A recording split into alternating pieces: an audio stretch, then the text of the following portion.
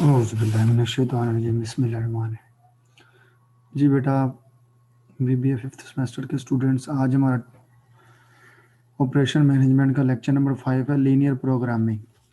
बेटा जी, लीनियर का मतलब होता है एक मैथमेटिकली इक्वेशन का नाम है कि ऐसी चीज़ जो एक डायरेक्शन में हो जिसमें वेरिएबल की पावर 1 हो। और प्रोग्रामिंग मतलब एक प्रोग्राम है, एक वे है, एक तरीका, एक टेक्निक है। अब ऑपरेशन मैनेजमेंट में लीनियर प्रोग्रामिंग का क्या काम है, हमने क्यों पढ़ना है बेटा जी, और ये हमारे लिए क्यों बेनिफिट है, यहाँ पे बेनिफिशियरी है।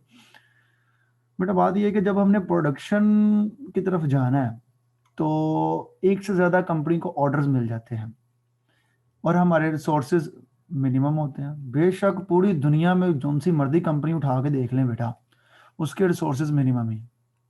ये नहीं है कोई कंपनी के पास अनलिमिटेड रिसोर्सेज हैं, वो ये बात के ऊपर कोई दावा नहीं कर सकता।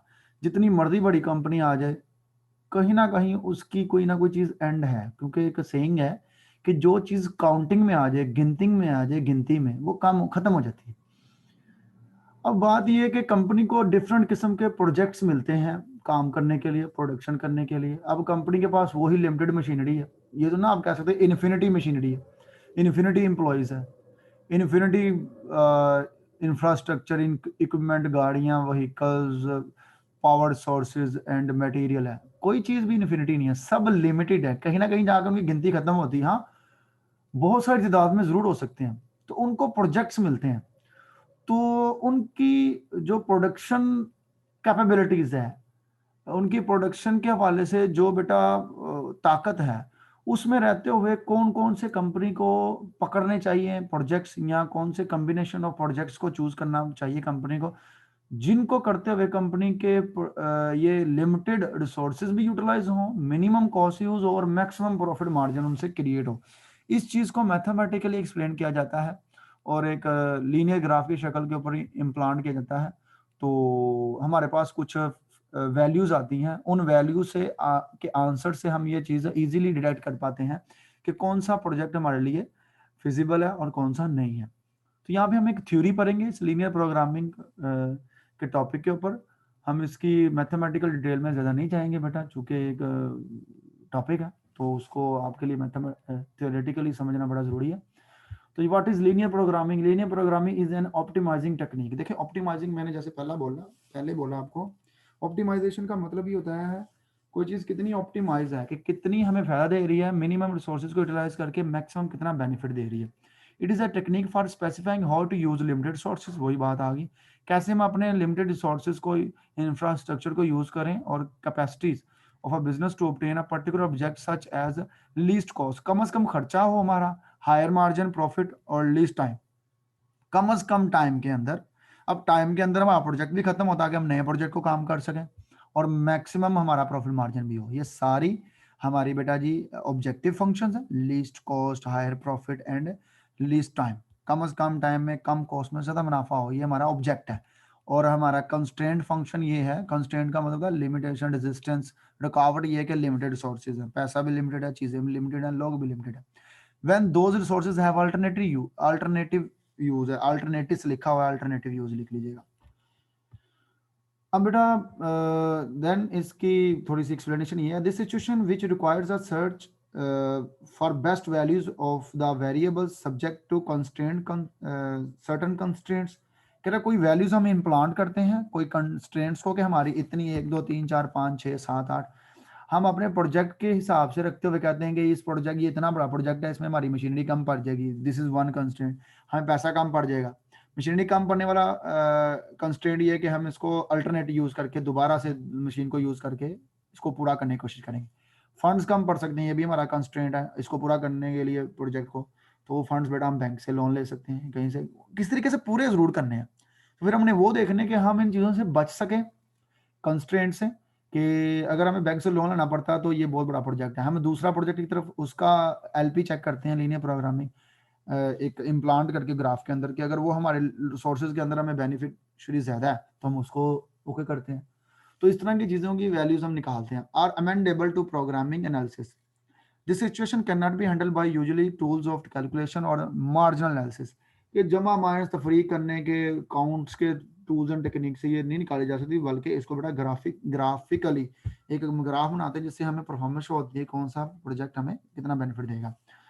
The calculation technique only handle exactly equal constraints. इसकी कैलकुलेशन करने के लिए हमें कंस्ट्रेंट्स को सामने रखना पड़ता है, while this limitation does not exist in use of linear programming. हत्ता के कोई कंस्ट्रेंट ना भी हो फिर भी हमें कंस्ट्रेंट बनानी पड़ती है इस लीनियर प्रोग्रामिंग, ये इसका ड्रॉबैक भी है। कंस्ट्रेंट ना भी हो तो फिर भी कहता है रखो कोई ना कोई चीज। अब इंपॉर्टेंट कॉन्सेप्ट कौन से हैं जो कि लीनियर प्रोग्रामिंग में हमें समझने हैं। लीनियर प्रोग्रामिंग क्या है जी? A technique that is useful for allocating scarce sources among competing demands. हमने अपने कम से कम सोर्सेज को कंपीटिंग डिमांड्स, बहुत सारी डिमांड में प्रोजेक्ट्स आ रहे हैं, लोग हमें डिमांड्स दे रहे हैं कि हमारी ये चीज़ें प्रोड्यूस करके हमें दें, तो उनके अंदर रहते हुए बहुत सारी डिमांड को पूरा करने के लिए कौन से हमने रिसोर्सेज को, अपने को लिमिटेड रिसोर्सेज को यूज करके कौन से प्रोजेक्ट्स को पूरा करना है, ये है लीनियर प्रोग्रामिंग। ऑब्जेक्टिव फंक्शन हमारा क्या है इस ऊपर वाली लीनियर प्रोग्रामिंग में? A mathematically expression in LP. हम मैथमेटिकली अपने ऑब्जेक्टिव फंक्शन को पूरा करने के लिए एक ग्राफ बनाएंगे। Model that states mathematically what is being maximize profit percentage और मिनिमाइज कॉस्ट ऑफ स्क्रैप। अब इसमें बेटा जी ग्राफ में भी शो करेंगे, लेकिन जो हम अपना प्रॉफिट परसेंटेज है वो कहीं ना कहीं मैथ में शो करना पड़ेगा मैथमेटिकली। और कॉस्ट कितनी मिनिमाइज करनी है, और स्क्रैप, स्क्रैप से मुराद ये होता है बेटा जी जब प्रोडक्शन में आप जाते हो तो स्क्रैप का बहुत बड़ा मिकदार होती है। कोई चीज बनाते हो हमारा स्क्रैप कितना ही होगा। एक स्टील है जी, वो स्टील इन रॉ फॉर्म, इन प्लेट फॉर्म हमें मिलता है बेटा जी 250 रुपए किलो, ठीक है।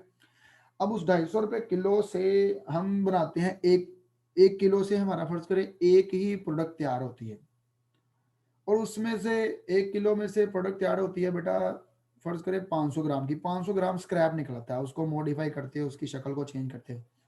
अब 250 रुपए किलो स्टील आया हुआ है, प्रोडक्ट तैयार हो गए, हो सकता है 300-400 भी बन गए। अब जो स्क्रैप बचा है उसकी जो तोड़ फोड़ से, वो स्क्रैप सारा जाना है, क्योंकि वो बेटा एक बड़ी रा फार्म में चला गया, मजीद रा फार्म में, वो बिकेगा 100 रुपए किलो, ठीक है। अब एक दूसरा प्रोजेक्ट है हमारा, वहां पे भी 1 किलो, एक ही प्रोडक्ट के ऊपर 1 किलो लगता है स्टील, लेकिन वहां पे जो प्रोडक्ट तैयार होती है ना उसकी 500-600 वैल्यू है, लेकिन स्क्रैप इतना नहीं निकलता। अब यहाँ से ये बात बड़ी काबिल जिक्र है कि हमारी पूरी जो है ना मटेरियल वो प्रोडक्ट बनाने पे लगे जाना चाहिए, क्योंकि स्क्रैप जब बनता है तो उसकी वैल्यू उतनी कम होती है, कहीं ना कहीं स्क्रैप फायदेमंद भी हो जाता है। तो ये मजीद डेप्थ में जाने से चीजें समझा। डिसीजन वेरिएबल क्या होंगे हमारे, हम डिसीजन किन पे लेंगे? The variable that percent represent choices the decision maker can control. हमने डिसीजन लेना है जी, हमने कौन कौन सी चॉइसेस को सामने रखना है, कौन कौन से प्रोजेक्ट हैं, ये एक हमारा एक एग्जम्पशन फिनोमिनन है। अब कंस्ट्रेंट क्या होगी, जैसा कि मैंने बोला कि पैसा, चीजें, ह्यूमन पावर, वर्क फोर्स, सारी इंफ्रास्ट्रक्चर हमारी कंस्ट्रेंट्स हैं, लिमिटेशन है। The limitation that restrict the permissible choices in the decision variable. जो हमने ऊपर वेरिएबल चूज करने हैं ना डिफरेंट प्रोजेक्ट को, जिनको हमने प्रोड्यूस करना है, उन प्रोजेक्ट्स के कॉम्बिनेशन जो चूज करने हैं, उन प्रोजेक्ट्स के हवाले से कौन कौन सी हमारे पास लिमिटेशन है, पैसे की लिमिटेशन है, चीजों की लिमिटेशन है। फिजिबल रीजन, फिजिबल रीजन क्या है? Region that represent all possible combination of decision variable in the LP. अब बाद में उसका हम रीजन तैयार करेंगे कि ये वाले हमारे पास देखें, हमने अपना ऑब्जेक्टिव फंक्शन को उठाया, अलग अलग किस्म के हमने अपने बेटा प्रोजेक्ट के कॉम्बिनेशन तैयार किए, उनकी कंस्ट्रेंट्स को साथ जोड़ा, वो फेजिबल रीजन बन गया कि ये देखने के लायक ये वाले रीजन है जिनको हमने आपस में कंपेयर करके कौन सा सिलेक्ट करना है प्रोडक्शन डिमांड का ऑर्डर। ये चीज़ें इसमें देखेंगे आगे जी। इसके कुछ पार्ट है, कंपोनेंट्स ऑफ लीनियर प्रोग्रामिंग है कि जिसको हमने करते हुए सीखना होता है। फर्स्ट पार्ट है ऑब्जेक्टिव फंक्शन, बार बार इसका जिक्र आ रहा है, मतलब लिखे हुए तौर पर। अब आया, मैंने पहले भी जिक्र कर दिया होगा, हमारा ऑब्जेक्ट क्या है जी? मैक्सिमाइज ऑफ रिटर्न प्रॉफिट और मिनिमाइज ऑफ कॉस्ट। और दूसरा जी कंस्ट्रेंट सेट। हमने कंस्ट्रेंट सेट भी, इसके दो कंपोनेंट हैं जी इस लीनियर प्रोग्रामिंग के, जब हमने इसको मैथमेटिकली ग्राफ में शो करना। तो ऑब्जेक्टिव फंक्शन बनाना क्या है जी? हमने एक्स वाई की शक्ल में कोई भी लिख सकते हैं हम, अपने वैल्यूज अपनी तौर पर उसे लिख के उसको बाद में ड्रा करेंगे कि जी मिनिमाइज हमारी कॉस्ट हो और मैक्सिमम प्रॉफिट हो। कंस्ट्रेंट सेट भी हमने सेट कर लेने खुद ही, कौन कौन चीज़ों में हमें कमी आ रही है हमारे प्रोजेक्ट को अकम्प्लिश करते हुए। अब एप्लीकेशन है, कहाँ कहाँ ये वाला प्रोजेक्ट लीनियर प्रोग्रामिंग इस्तेमाल होती है। In practice linear programming has prove to be one of the most widely use technique of managerial decision making in business industry and numerous other fields। ये सिर्फ और सिर्फ बेटा जी दुनिया में हर किस्म की फील्ड के अंदर ये इस्तेमाल हो रही है लीनियर प्रोग्रामिंग। देखिए जहाँ पे विजिबल रीजन ज्यादा है, जहाँ पे डिमांड ज्यादा है, वहां पे लीनियर प्रोग्रामिंग हम ऑटोमेटिकली दिमाग में स्किंटों में कर लेते हैं कि नहीं जी ये वाला प्रोजेक्ट, क्योंकि ये एक्सपीरियंस होता है starting in the mean time of start. अगर आपको कुछ प्रोजेक्ट्स के अंदर बेटा जी करना पड़े भी, आपस में इनको कंपेयर करना पड़े, तो बेटा आप उनके लिए लीनियर प्रोग्रामिंग ग्राफिकली कर सकते हैं। लेकिन फिर भी इतना तो हर बंदा एक्सपीरियंस हो जाता है, वो इन चीजों से डायरेक्ट ही कोई ना कोई डिसीजन निकाल लेता होता है।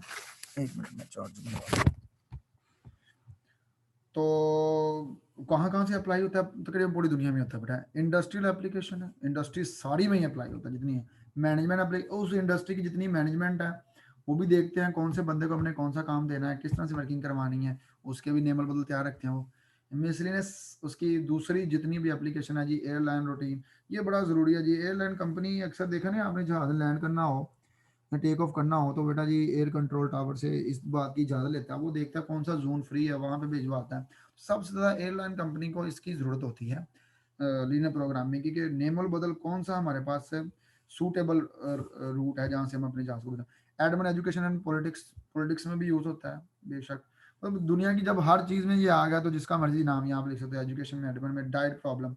अब डाइट में अक्सर लोग जिम करते हैं, बच्चे ने सवाल पूछा था ड्यूरिंग लेक्चर कि हम कौन से कॉम्बिनेशन हमारी खुराक के यूज़ करेंगे हमारी बॉडी को उस तरह से नरिशमेंट मिल सके जिस तरह की हमें चाहिए होती है। नॉन इंडस्ट्रियल एप्लीकेशन भी बेटा एग्रीकल्चर में जाता है, इकोनॉमिक डेवलपमेंट में और अर्बन डेवलपमेंट में। अब आप एग्रीकल्चर में भी देख सकते हो कि फर्टिलाइजेशन कौन सी यूज़ करनी है, कौन सी नहीं हमने करनी है, उसके कॉम्बिनेशन बनाए कि इसमें हमें इतना खर्चा आ रहा है तो हमें कम आ रहा है, इसमें इतनी प्रोडक्शन है, इसमें इतनी प्रोडक्शन है। हर चीज़ को कहीं ना कहीं हम कंपेयर कर रहे होते हैं। और इकोनॉमिक डेवलपमेंट हमारे इंडिकेटर्स होते हैं पूरी इकोनॉमी की डेवलपमेंट को बेहतर करने के लिए, वहाँ पे भी हम चीज़ों का नेमल बदल के तौर पर यूज़ करते हैं। और हमारी रूरल एरियाज़ की भी डेवलपमेंट में यूज़ होता है। अब इसकी फॉर्मुलेशन ऑफ लीनियर प्रोग्रामिंग किस तरह से तैयार होता है, इसकी वर्किंग कैसे होती है? स्टेप वन है find the key decision to be find from the study of solution. जो हमने स्टडी तैयार की हुई है केस स्टडी के, हमने इस तरह के दो में प्रोजेक्ट आए हैं, जैसे लिखा होता है अक्सर Mr. X given order of making 1000 units of a wooden bat to the Ferguson company of costing rupees this each, and he has another order for this XYZ। ये सारा कुछ लिखा होता है कि उसको दो तरह के ऑर्डर है कि आप सूटेबल सजेस्ट करें कौन सा करें। अब इन दोनों को बेटा उसमें उसका माइंड चाहे जौन सा मर्जी ऑर्डर, उसका जेन में यही रहेगा मैं मैक्सिमम प्रॉफिट कमाऊँ और मिनिमम मेरी कॉस्ट लगे और टाइम भी कम लगे। पहला स्टेप तो उसके माइंड में ये होगा मैंने इनमें से मुनाफा कमाना है। हर बंदा ही मुनाफा कमाने के लिए काम करता है। स्टेप टू क्या, identify the variable and assume symbols x1 y1। अब वो वेरिएबल्स को आइडेंटिफाई करेगा कि ये पहला प्रोजेक्ट है, इसको x1 कह दिया, दूसरे को y1 कह दिया। For variables quantities notice in step one कि कौन कौन सा हमने काम करना है उसको वेरिएबल का नाम दे दिया। Step three, express the possible alternative to far from of variables. Alternative क्या है कि जो हमने काम पकड़े हैं एक दो तीन, इनके अल्टरनेटिव क्या है कि इसके बदले में अगर कोई और काम पकड़ लें हम तो उसका क्या बेनिफिट है, उसमें क्या चीजें। द सेट ऑफ मैथमेटिकली और feasible alternative generally is given in situation is. अब एक्स वाई जो है वो, एक्स वाई बेसिकली एक्स एक प्रोजेक्ट है, वाई एक प्रोजेक्ट है, उन्होंने लिखा है equal to zero, greater than zero, sorry greater than zero. से जीरो से मुराद है कोई प्रोजेक्ट नहीं है, जीरो से ग्रेटर देन होगा मतलब हमें कोई ना कोई प्रोजेक्ट मिला हुआ है। वाई स्टेप फोर है जी, mention the objective quantitatively and express it in linear function at variables. हम लिखेंगे जी हमें x1 एक प्रोजेक्ट मिला है प्लस y1 मिला है इज इक्वल टू हमें यहाँ से $100 बिलियन कमाने हैं। ठीक है, ये हमने एक लीनियर फंक्शन बना दिया। और इसके बरक्स लिखेंगे G x plus Y is equal to $100 billion के दो हमारे पास डिफरेंट प्रोजेक्ट्स हैं जिनको हमने कंपेयर करना है, प्रोजेक्ट्स के अंदर जो चीज़ें तैयार करनी है तो उनको मेंशन करके कोई ना कोई हम अपना लीनियर फंक्शन तैयार कर लेंगे, आगे हम अपना ऑब्जेक्ट लिख के कितना पैसा कमाना है। Step five, express the constraints also as linear quantities equalities in terms of variables. अब इनके अंदर हम ये भी जरूर मेंशन करेंगे माइनस दिस लिमिटेशन कि इसके होते हुए हमने ये काम करना है। ये बेटा जी स्टेप्स थे। उसके बाद इसकी लिमिटेशन है कि ये कहाँ कहाँ पे ये अप्लाई नहीं होता, फिर भी इतना अच्छा प्रोग्राम होने के बाद फिर भी ये इसमें कुछ खराबियां हैं। क्या खराबियां जी? Although LP is very useful technique for solving optimization problems, there are certain important limitation in application of LP. LP की application में बहुत सारे मसले मसाइल हैं। LP, firstly, LP model works only in environment where constraints and objective function can be stated in terms of LP expression कह रहा बहुत सारे मैथमेटिकली बहुत सारे बिजनेस ऐसे हैं जहाँ पे जो कंस्ट्रेंट्स हैं, जैसे कि जो चीज़ों की हमें कमी है, उसको मैथमेटिकली या किसी वेरिएबल की शक्ल में लिखा ही नहीं जा सकता। वो कहेंगे कैसे लिखें, बहुत सारे लोगों को पता ही नहीं होता इस बात का, तो एलपी वहीं पे जीरो देता है। वो कहते हैं छोड़े एलपी, मैथमेटिकली हमें वैसे ही पता है हमने कौन सा काम करना है। वो दो प्रोजेक्ट को देखते हैं, तोलते हैं, कहते हैं जी हमारा इतने सालों एक्सपीरियंस, हमने ये वाला काम करना है, हमें यहाँ से इतना फायदा होगा। इस तरह की चीज़ों को ले लेते हैं। AB will become complex if answer in fraction. अब देखो इसका अगर हम आंसर निकालेंगे ग्राफ के ऊपर या मैथमेटिकली, तो वो अगर पॉइंट्स में आ गया तो हम मजीद कॉम्प्लेक्स में चले जाएंगे, क्योंकि हमने तो बड़ी वाली वैल्यू देखनी होगी। अगर पॉइंट में 0 पॉइंट से नीचे चलेगी वैल्यू, तो हम कहेंगे किसको हम चूज करेंगे, ये मसला है। LP fails if management have conflict upon selection of objective functions combination. हाँ, अगर मैनेजमेंट आपस में लड़ पड़े कि जी हमारा इस बिजनेस को, इस प्रोजेक्ट को हासिल करने का हमारा मकसद पैसा कमाना है, कोई कहे जी हमारा इस ऑब्जेक्ट को हासिल करने का मकसद ये सिर्फ है कि कंपनी की वर्थ बनाना है, कोई क्या बेनिफिट है ऑब्जेक्ट में, बेटा डिफरेंस आ सकता है मैनेजमेंट को, तो वहां पे भी अप्लाई नहीं होता। LP does not cover time effect and uncertainty. Uncertainty के बारे में नहीं बताता वो कि इतने टाइम में ही काम कंप्लीट होगा कि नहीं, टाइम का कहीं पे भी जिक्र नहीं है, लेकिन हमने इस बात को जिक्र जरूर रखा हुआ है कि हमने शॉर्ट टाइम के अंदर अपना प्रोजेक्ट पूरा करना होता है, मैक्सिमम प्रॉफिट कमा के, लेकिन कहीं पे वेरिएबल्स के दौरान टाइम का जिक्र ही नहीं होता। Many organisation do not clear about the constraint they faced. बहुत सारी कंपनी को पता नहीं होता उनका मसला क्या है। जैसे बहुत सारे लोग डॉक्टर के पास जाते हैं, डॉक्टर कहते हैं क्या मसला, कहते हैं पता नहीं मसला क्या, लेकिन मसला है। तो ये भी मसला होता है बेटा एक। ठीक है जी, ओके जी, अल्लाह हाफिज, गुड लक।